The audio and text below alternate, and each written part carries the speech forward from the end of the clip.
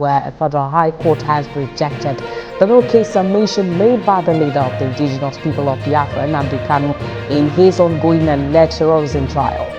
Justice James Omotosho held that the prosecution has established a prima facie case against Mr. Kanu to warrant that he enters his defense. The judge dismissed the no-case submission and found that the evidence led by the prosecution and the exhibit he'd tendered had raised serious allegations of Mr. Kanu's involvement in terrorism activities to warrant that he be given the opportunity to defend himself. Justice Omotosho says the evidence exhibit and the need for him to demonstrate and lead evidence on his allegations of an extraordinary rendition requires that the defendant is given the opportunity and afforded his fundamental right to fair hearing to be allowed to enter his defense. The court adjourned till the 8th of October 2025. Our senior correspondent Celestina Ire is live for us in Abuja. She has monitored this court proceeding, and let's talk to her about the recent decision in the Nnamdi Kanu trial. Celestina, thank you for joining us at this time.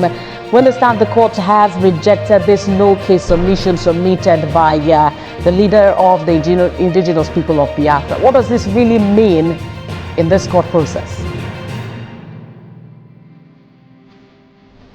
What it means is for Mr. Kanu to open his defense.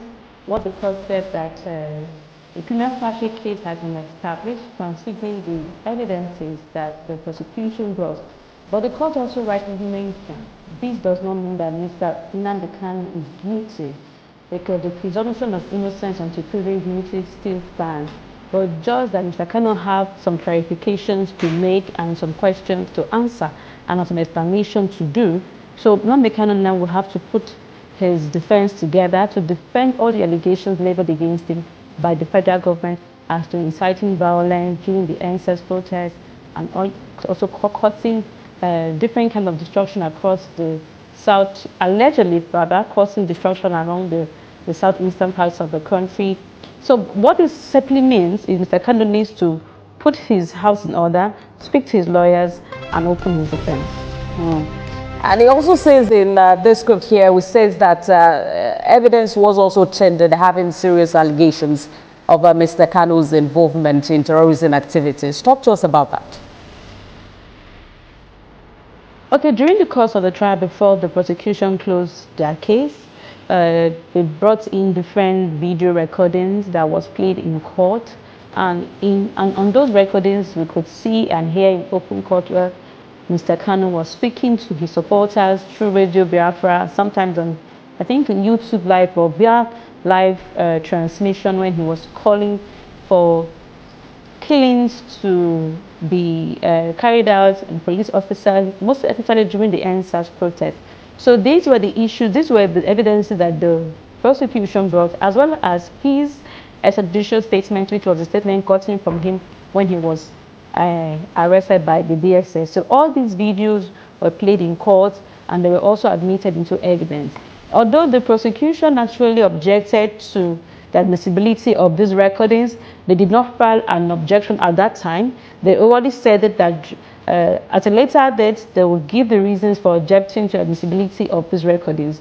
But these were the recordings that were played in court, where people also had to call in when Mr. Kanu was having this live transmission, where he was calling for the destruction of properties in different states, in Lagos and all of that. So these were the evidences that was brought by the federal government against Mr. Kanu.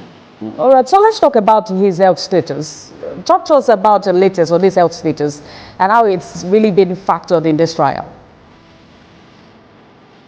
Can you tell that again? I didn't hear you very well. Right, I'm asking you to talk to us about his health status and how it is factored in this trial. Okay, right from the very onset, even before the case was brought to Justice James Omotosho, when it was still before Justice Binta Yanku, Mr. Kanu had raised series of applications concerning his health condition, calling for better treatment, medical attention from the DSS and from the federal government. And at different points in time, Justice Binta had made series of orders directing the DSS to cater for Mr. Kanu, which they say they have been doing and they're capable of doing so. But during the vacation, Mr. Kanu had filed an application before the court that he should be transferred to the Abuja National Hospital to seek proper medical attention. But that case really did not see the light of day because it wasn't properly determined before Justice James Omotosho today heard the application and also ruled on it. And the application, Mr. Kanu said that he had issues with his kidney, with his pancreas, prostate, and some other issues that he raised that he needs to be taken to National Hospital and monitored 24/7. But the prosecution, which is the DSS, opposed, saying that Mr. Kanu changed his medical consultant, and also the consultant allegedly changed the medications given to Mr. Kanu.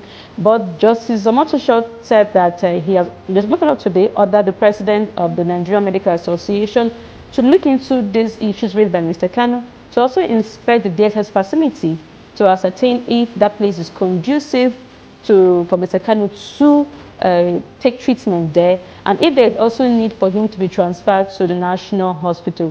And that committee is to submit a report to the court within 8 days. And we understand that the court adjourned till the 8th of October to continue this case. We'll stay on that. But thank you for talking to us at this time. Our senior correspondent, Celestina, area live for us in Abuja. Nigeria has joined the rest of Africa